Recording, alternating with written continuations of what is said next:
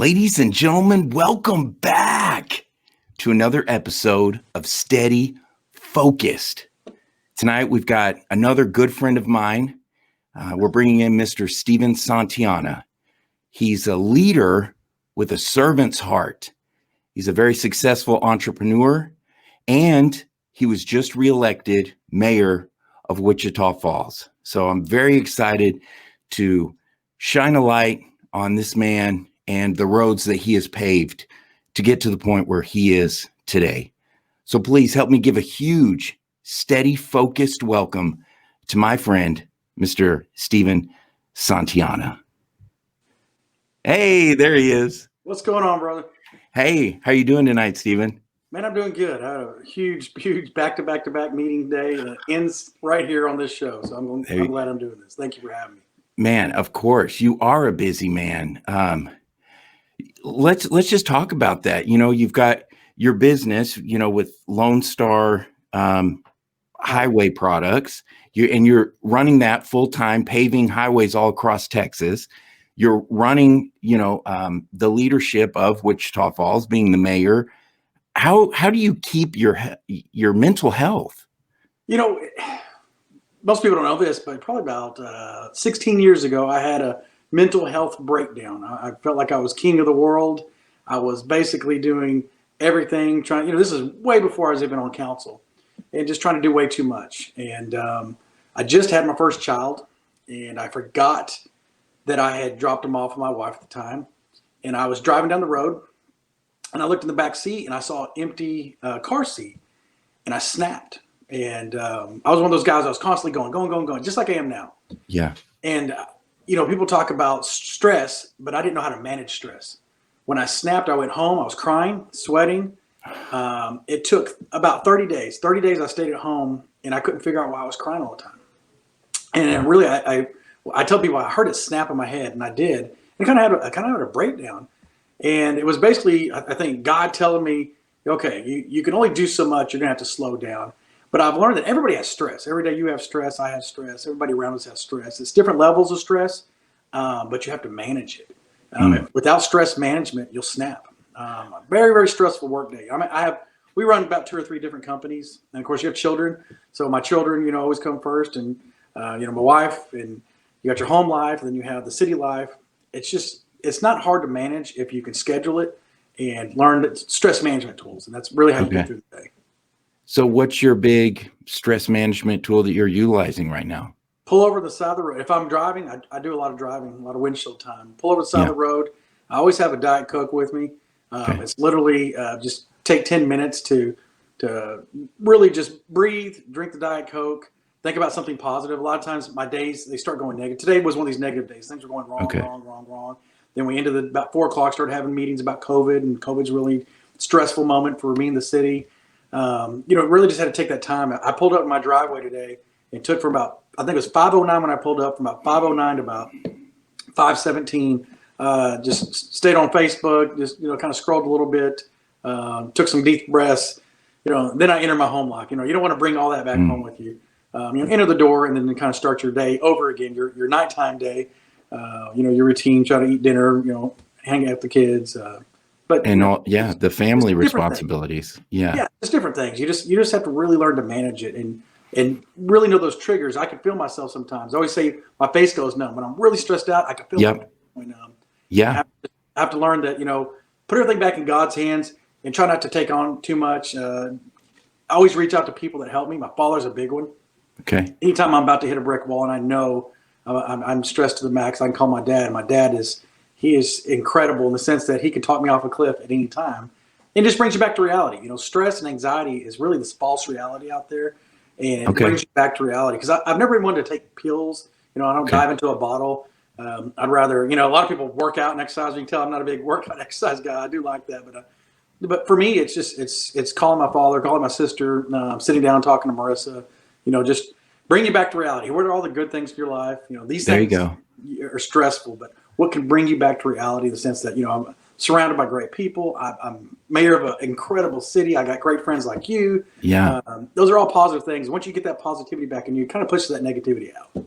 Because you do carry yourself. I mean, I remember when I met you, I was working with Jackie at Hager, and it was you were getting ready to go for your first election, and you ultimately won and got your first term.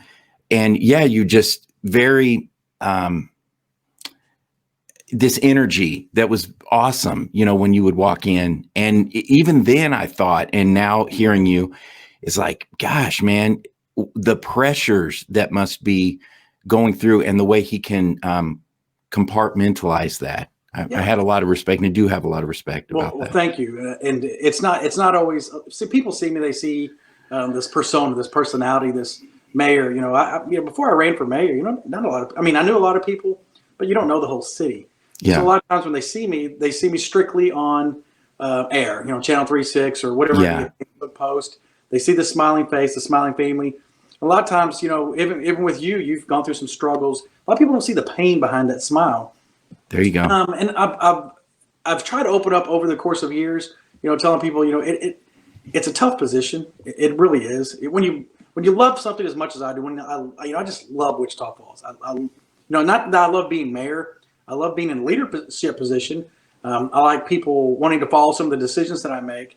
Being mayor really doesn't mean a lot to me. But being responsible for a lot of citizens, sometimes that pressure gets to you. And for me, when COVID hit, that was probably the pinnacle of all the stress. When COVID hit, it was tough. It's been a lot of pressure. It's been a ton of pressure on me. Same thing, I've got good people around me. I don't do any of this by myself. When I have a city staff, I have a city manager, an incredible council, all these people help me make the decision. Health department, or there's public works, there's great people behind me. You always my father always said that, surround yourself by people who are smarter than you. You'll be that much better off. And I really try to live by that, because I can't do this by myself. It's an impossible task. You try to do it by yourself. But not only at the city, but you must have excellent leadership and support on your personal business as well as at home. So that seems to be like a common theme in your whole life. Like, surround yourself with awesome people who can help. Right. Running for mayor, I knew it would take some time away from work, and I really treated it as one big job. I was trying to separate those things. Trying to say I'm going to have so many hours for work and so many hours for the city just wasn't going to work. So I have one schedule. I have one big Google calendar, and I have a couple of secretaries, and they book those. But for me, it's people stepping up in my life. One of my best friends, his name's Brad Mills, and I can't even tell you how incredible an individual this man is. Comes to work. He's always done his job. He's never asked for anything. He knows when I fall short, he steps up. And that's one of those guys. It was being able to hire a friend. A lot of people say friends don't work out. We've had some stress in our relationship because of work. But he's just been an incredible individual for me. And truthfully, without somebody without a Brad Mills in my life, I wouldn't be able to do things. And my father, I still work with my father every day. Really? Oh, that's awesome. Yeah. So I work with my father every day, and having him every day there for me, picking up the slack when I'm having to do things. Because there are times, there are some weeks where I don't have a whole lot of mayoral duties, but there are a lot of times that I do. And they know what I'm doing, and I have secretarial staff that does well too. They really help pick up the slack. But you've got to surround yourself. Everybody's out there watching. Yeah. You've got to surround yourself with positive people, because I'm the positivity breeds positivity guy, and I say it 1,000 times. You have to have that inside your life, or the negativity, it's so cancerous, or just it'll eat at you. So anytime I feel that stress, sometimes I just grab that Coke, I go sit in somebody's office, and we talk about sports or whatever, anything that's not work related, anything that's not city related, and being able to separate yourself from those things, it really helps. So how old were you? When was it in your life that you realized you loved the Dave Matthews Band? Truly, I listened to Dave growing up, but my brother-in-law, so Dobie Cossip, who's assistant DA here in town, married my sister Stacy, he really got me playing Dave Matthews. And people still make fun of me. I love Dave Matthews. I love a good band, a good musical band, and people that play instruments. I'm not saying I love all kinds of music, but I really got into Dave Matthews from my brother-in-law. We started going to concerts, and then with the concert, I was trying to coincide that with a ballpark. That was our theme there for a while. So we would go to Florida, and we would watch him play in Florida, and then go watch a baseball game. So we were trying to find those concerts. But yeah, and now they have his channel on Sirius. XM. They have a Dave Matthews channel, and I find myself, what is it, $300 a year, and I listen to one channel. It's the Dave Matthews channel. There you go. Oh man. Well, you were talking about it a little bit, but just take us there in whatever words, whatever thoughts come to your head. So March 13th, Governor Abbott issues Texas state of disaster for COVID-19. March 19th, you issue a Wichita Falls local state disaster for COVID-19. What was it like in those moments? Those were 7 days a week, 16, 18-hour days. It was the unknown. There's no playbook for COVID. So the unknown was the scary part. The other scary part was trying to lead your community, trying to be a leader in your community with no playbook, and really listen to experts. I'm not a healthcare official, I'm not a doctor, I'm not a nurse. The problem is, and they said this when you first become mayor, you don't have a whole lot of extra powers. I don't have extra voting powers. But one of the things that happens is during times of emergency management, it all flows through you. Once this document's signed, it all comes through you. And a lot of people are depending on you to make right decisions. Well, just like anything in my life, I wasn't going to make these knee-jerk decisions. What I was trying to do, I was trying to make sure that I was listening to our staff. That's Lou Kreidler and her staff, and Amy Fagan out there at the health district, and then Phyllis Cowling, and then Shepherd Air Force Base, and all the great leaders in our community, trying to give me as much information as possible so I can make a right decision. But the problem is you had to make a quick decision, because you were having to make decisions based upon what the CDC was saying at the national level, what our governor was saying at a state level, and then what people were saying around me. So I was having to make decisions. And the crazy thing about those decisions are there's the anti-maskers, and then there's people that love to wear masks. There's the people that say, you need to shut down these businesses, and there's people that want to open business. For me, any decision I make, I need to make sure at night I can lay my head on a pillow and go to sleep knowing that I made the right decision for me and for my community. And it's really tough because the community's split. And the community is really split. Absolutely. Today I was talking to my best friend here at my house. He came over, and he's still, he doesn't think it's a hoax, but he just thinks it's blown out of proportion. Okay. Well, the conservative person in me wants to say, let's keep businesses open, let's do what we're doing. But also I have a responsibility to the health of the community. And I had a good friend today. A good friend of mine died yesterday from COVID.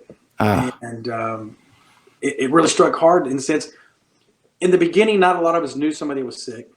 Yes. Now we all know. Matter of fact, I believe you were down with it. Yes. Yeah. I went through it as well. And we'll go into that, but please keep telling But then, so you started knowing people that had it. And then you had family members that had it. And then now it turns out, 7 people died today from it. Yes. So now I'm starting to know people that have passed away from it. It's affecting my business. It's affecting the city. It hasn't hit my family yet very hard. I think my niece has kind of gone through it. But it's really starting to affect every aspect of my life. Yes. So it really, changes your thought process too, to where maybe I wanted to be wide open. Let's get everything wide open. Now I start thinking about that. Well, maybe that's not where we need to be. I mean, you, of course, being able to experience that. And I watched some of the videos and some of the things you're going through. Some people just get headaches and the sniffles, but also have friends that are dying. Yeah. For me, tough.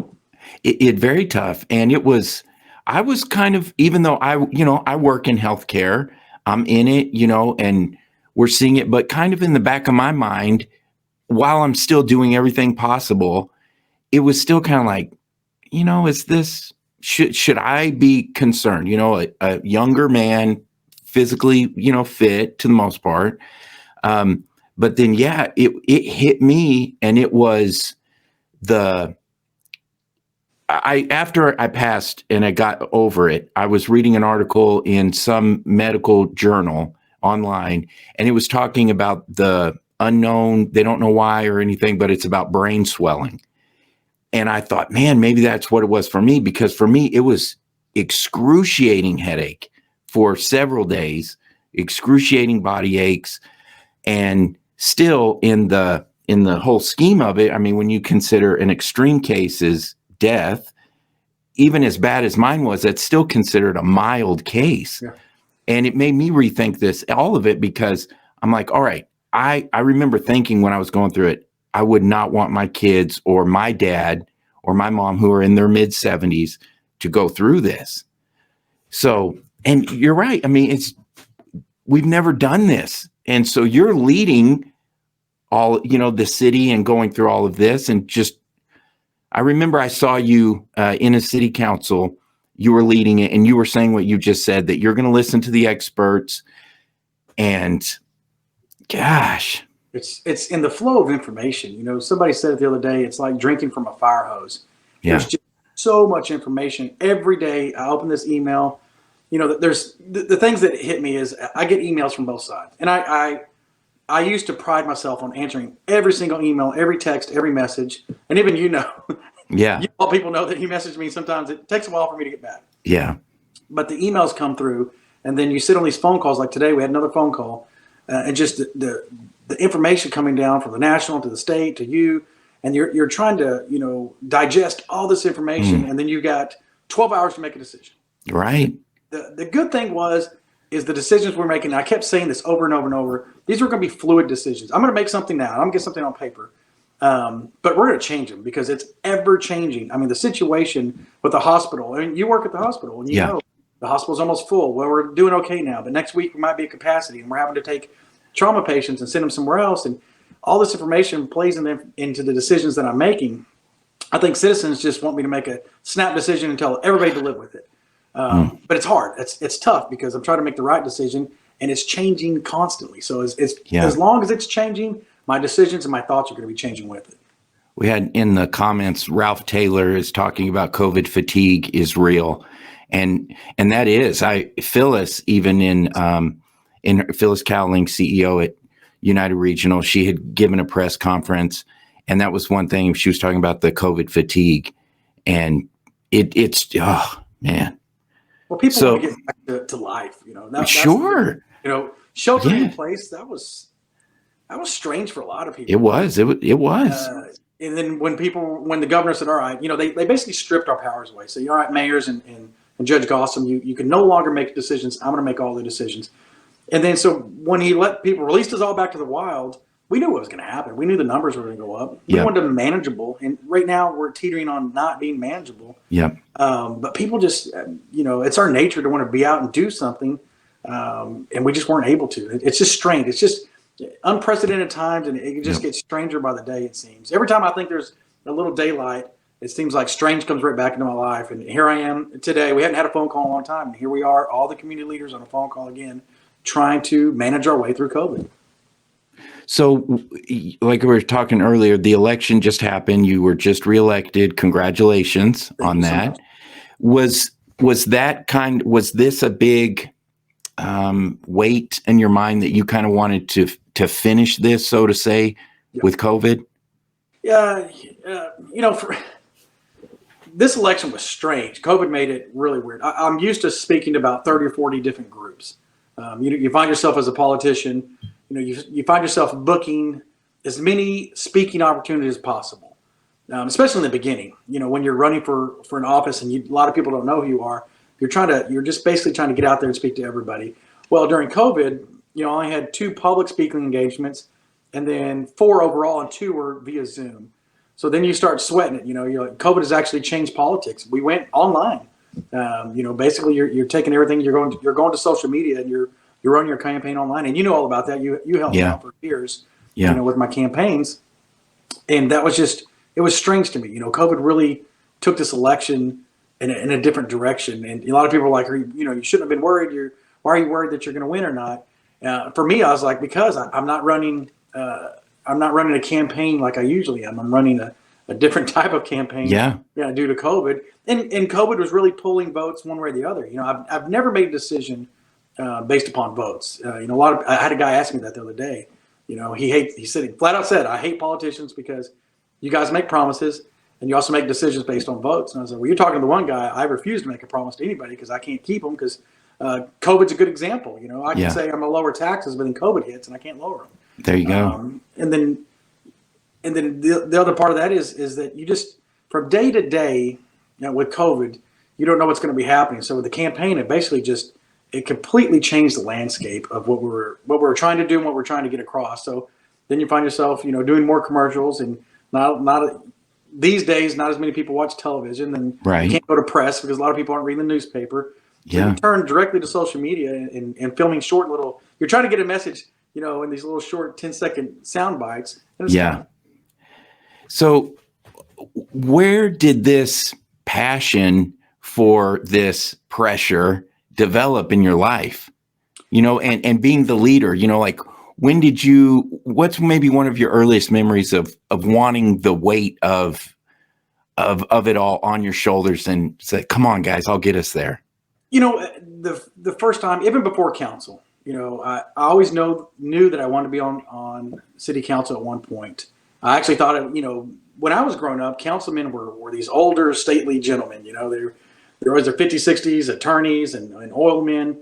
Even when you go to the council chambers, if you look at the picture, it has all the former councilors on the wall. Across the wall, you see all these pictures of every council.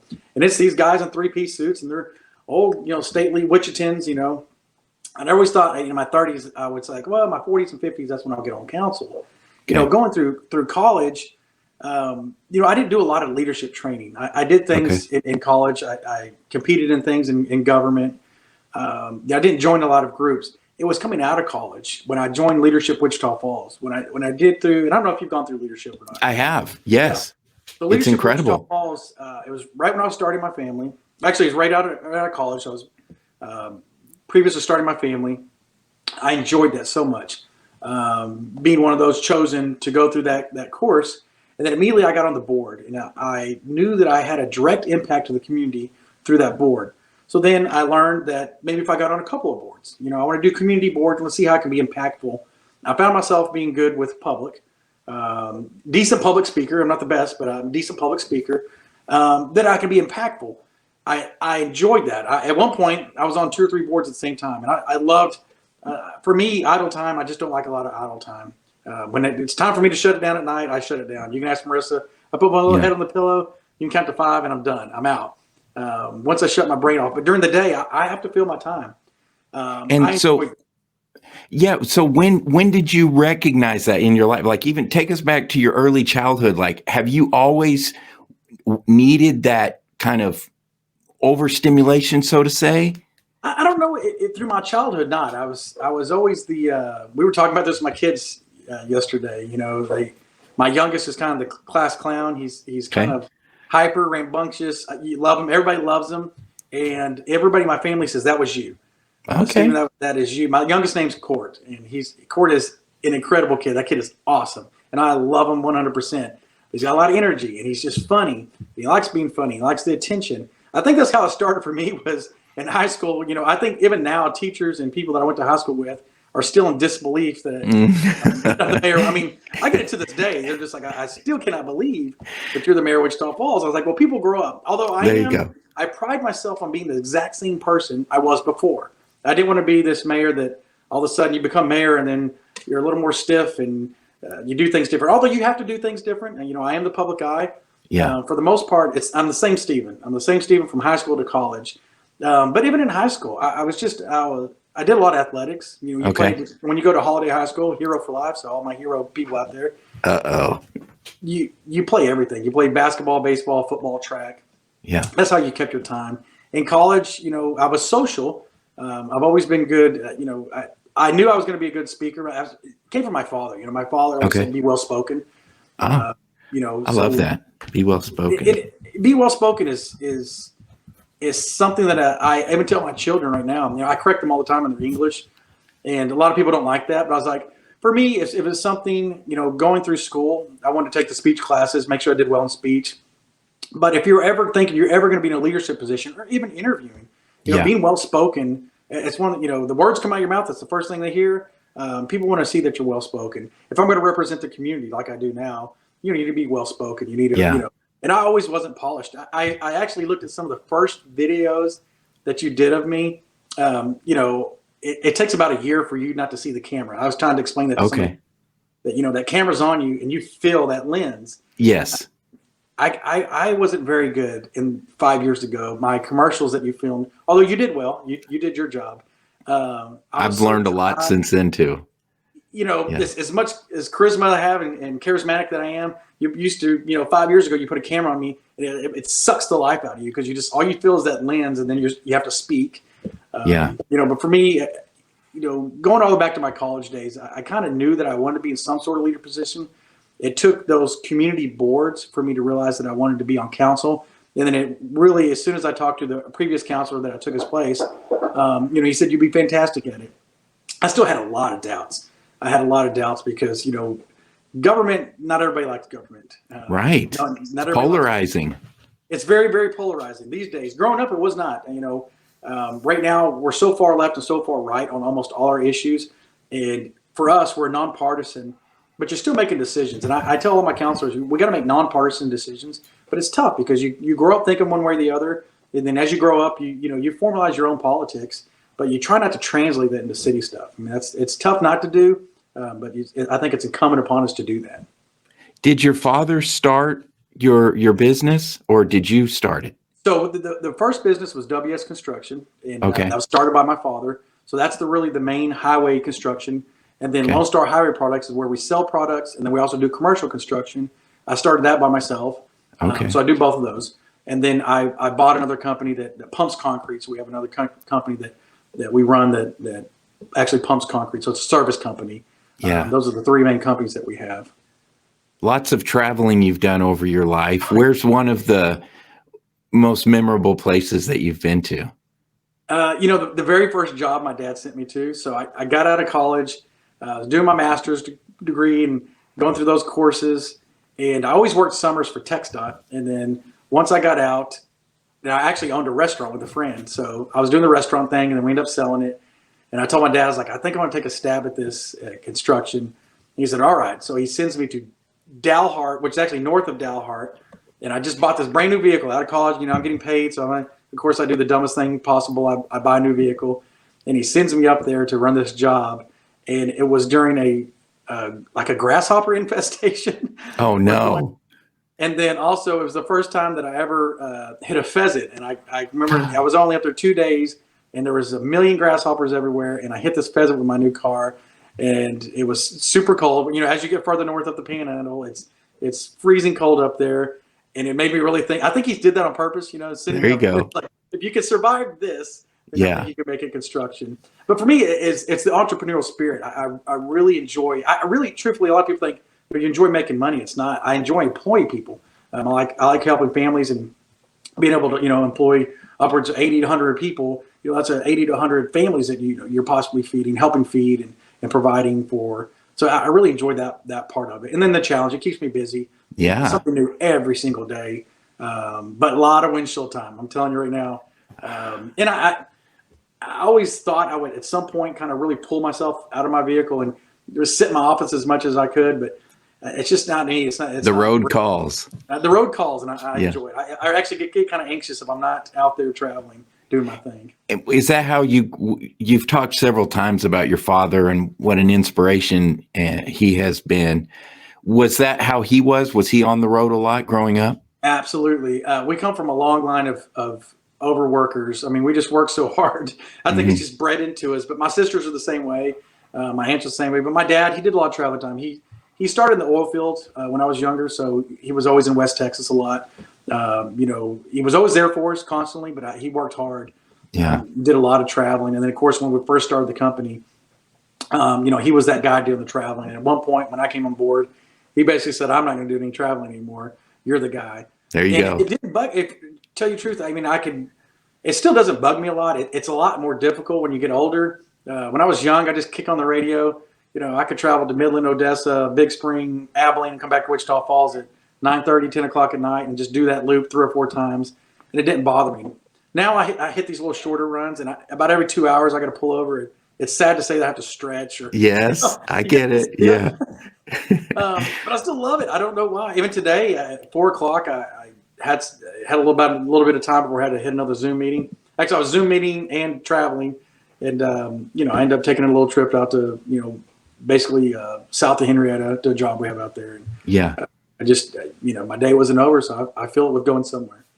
You like to do you like to read? Do you listen to Audible books? When you're on the road, what are you listening to? Well, when I'm on the road, I wish people could see my cell phone. It's blowing up. It's just I'm catching up. I'm better off working through my pickup than being at the office. I get a lot of phone calls in. I just do ton of phone calls. Heck, I'll show. Yeah, I bet it's. I'll show the viewing audience of today. So this is, it's going to be too bright. It'll probably be too bright. Yeah, it's scrolling. I can tell you, I'm scrolling. We're probably 150 phone calls. Oh my gosh. It's just, they're necessary. And yeah, sure. And then a lot of Zoom meetings. Right now, the COVID is horrible, but it has allowed me to squeeze in a lot more meetings because I can travel and still do these meetings and speak, over the phone. Sometimes pull over where I'm at and able to do a lot more business. But for me, I'm not a huge. I like facts. I'm a big trivia guy. That stuff I just eat up. I've never liked fiction books. Really when I decompress, it's I come home, we eat dinner, hang out, and then I decompress. I watch whatever junk series there is that I can just kind of get in my brain until I get sleepy. Yes. Best way to decompress, but never been a huge. I don't read a ton of books in the sense that I like. If I'm going to read a book, I fill my brain with fact books. Hit us with one. And what we happen to be in. I got a million in here. I'll just pull one out. Yeah, let's see what we got here. So this is the other book. Okay. Perfectly useless information. And it's chock full. And it is. I have no idea why, but I love them. And I've got, I don't know, I probably got 24 of these books. What? Okay, I've never heard of these. Okay. But they're literally. When I say perfectly useless information, it's stuff that you would never ever care about. All right, hit us with a couple. All right. Okay. I'll just open it up here. People jailed for tax evasion. Al Capone went to jail for 11 years. Sophia Loren, Chuck Berry went to jail for tax evasion. Alan Klein, Peter Max, Leona Helmsley. I don't know why I care, but you just love those little. Do you like to drop them on people, like when you guys get together for dinner? What's awesome is when somebody starts talking about a subject and this little tidbit, some little fact, you're like, wait, did you know that? This guy went to Al Capone went to jail for 11 years for tax evasion, not for the murder and everything else. That's good to just drop those randomly in conversations with people. I like that. I love the Trivial Pursuit stuff like that. But I always tell when I speak to kids, I speak to school age kids a lot, and I always tell them feed your brain. I don't care what it is. This is what interests me. Yeah. I understand there's the required reading, and I understand there's video games, but feed your brain every day and literally just find something to interest you. For some reason, for years and years, I get one of these books for Christmas or one of these books for my birthday every year. And it's just what interests me, but it keeps the juices flowing, and if you find it interesting, I tell school-age kids all the time, you got to feed your brain. School books are one thing, and I know they're boring. I'll just go to a bookstore and find something that's cool. My son right now is big into cars. Okay. Loves books about cars, videos about cars, magazines about cars. I don't stop him. Yeah. Because he loves it, and he learns. He could tell you in the 1969 Camaro, it's a 352 and blah blah. He knows so many facts about cars. I'm like, I'll never stop him. If cars is your thing, then just feed your brain with car information. Feed your brain. I love that. Every day. I like to, when I'm talking with people, just write down little things, and I wrote that down as well. That's good. So the future. Let's kind of look into the future a little bit. We just got the new school bond went through for Wichita Falls, so we're going to be getting the high schools are going to be built. So that's exciting. Obviously, COVID is going to be a massive issue for the next, who knows, couple of years. I saw Pfizer just came out with it looks like a vaccine that's getting high 99% accuracy or something like this. I'm sure you guys have talked about that. So what do you see for 2021 and beyond Wichita Falls? What's exciting you? The schools is huge. People don't realize it's for me, I'm a big economic development guy. Part of this position is helping try to develop the city economically. We finish second place a lot of times or third place a lot of times because of our school system. And right now there's a lot of people out there probably, wanting to smash their phone or their computer watching this, thinking that I voted that down. But I'm a will of the people guy, 50% plus one.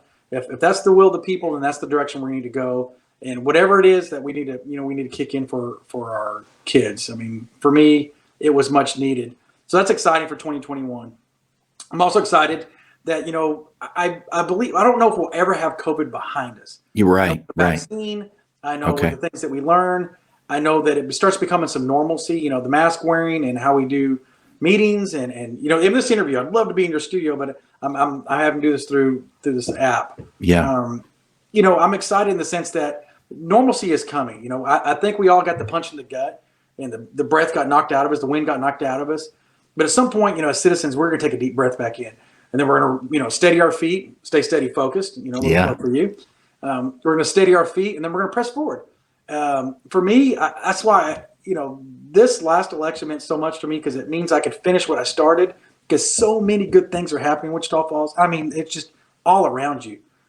We did hit pause. I mean, COVID made us hit the pause button, but we're going to hit play again. I mean, once we hit play again, it's gangbusters for Wichita Falls. I mean, we are just primed and ready for so many good things happening, and it just shows. With the school bond, for years and years, those bonds got voted down. They kept getting voted down, and now all of a sudden we have 2 new schools that are going to be built. That's a wonderful positivity for the city of Wichita Falls. Downtown development is still going good. We have some. I'm trying to get more and more people go down there because they are struggling through COVID. Right. But it's been so huge. It's just been a great thing. The trails are about to be fixed. All our houses so many houses being built. Shepherd's Yes. still firing on all cylinders. We still got young airmen going through there. We got pilots being trained all the time. So 2021, I want it to be where the end of 20. I mean, 20 was going good. The end of 20 really was a downer. I think once we get through Christmas and January 1st, for me, it's going to be tough to knock this smile off this face and not press forward because we have so many good things in Wichita Falls, and I don't think COVID is going to stop us. And I don't think any of the more negativity things. School bond was a huge deal, and we got other big things coming on in the horizon. I just want to make sure that citizens get on board with all this stuff because it's just too many good things not to be smiling about. Yeah. We can always focus on the bad things. A lot of people, and you will have people in your life, people on social media, people around you, family members. That's all they can talk about is the negativity. I listen to it, but truly, all the positive things we have in Wichita Falls. That's what I want to stand on top of. That's what I want to push forward with because it's just good stuff all around. It really is. Man, I'm glad you are in the position you're in right now. And congratulations again.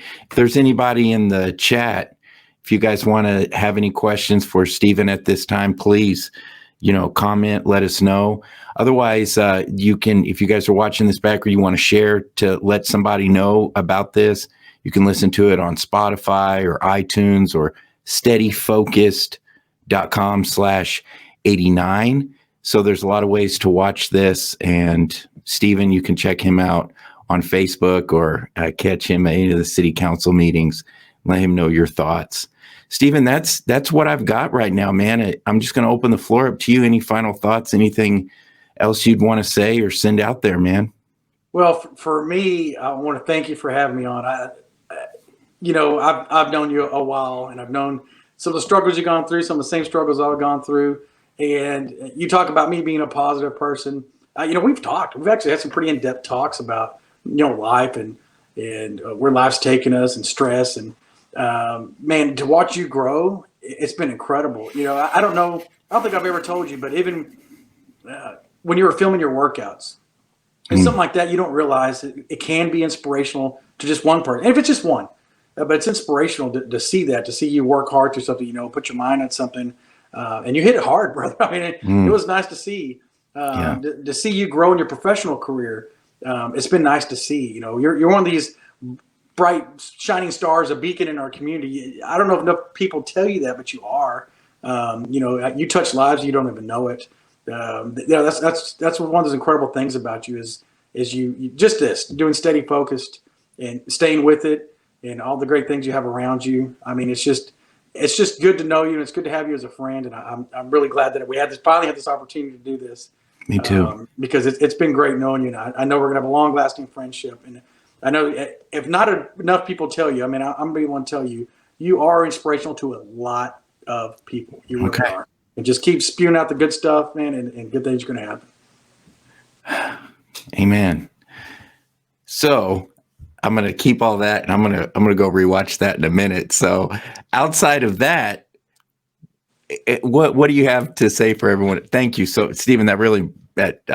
Thank you, dude. That tremendously means a whole lot. I'm like, I got goosebumps. Thank you. Now, final thoughts for the rest of the world. Rest of the world, for all the citizens of Wichita Falls and everybody watching, positivity breeds positivity. Negativity is cancerous. I can't thank the citizens of Wichita Falls enough for another 3 years. It means everything to me. It truly does. I love Wichita Falls on my heart. I really do. The only one promise. I only made one promise, and that was I was going to work as hard as I could each and every day. And I feel that I'm doing that. So I haven't had an opportunity really to thank the citizens back for allowing me for another 3 years. But just, keep your heads up through COVID. I say it 1,000 times, positivity breeds positivity. Every time you get that negative feeling, don't let it get you down. Don't let it get Wichita Falls down. I mean, tornadoes didn't knock us down. Droughts and floods didn't do it either. We got a lot of good things ahead of us. So I want to thank everybody out there. And thank you again, Simeon. Well, there you go, guys. Thank you so much for tuning in with us. Those of you who are watching the live stream, again, you can watch this playback, steadyfocused.com/89 or Spotify or iTunes, YouTube. We got a lot of channels where you can check it out. I'm very thankful for Stephen coming on and sharing some of his very limited time with us to answer some questions. Again, if you have any questions for him, check him out on Facebook, City Council of Wichita Falls, or anywhere you're seeing this, leave a comment and tag him. But there you go, guys. Really excited. Next week is going to be Black Friday. We're bringing on Mr. Mike Battolino. He's going to have his round 2 with Steady Focused. I'm very excited about that. Catching up with him. We've done a lot of stuff with him over the last several weeks and months, and so catch up with him. But guys, from the bottom of my heart, thank you, Stephen. Thank you. And until next time, I'm your host. I'm your number one, Mr. SimeonHendrix. And this is Steady Focused.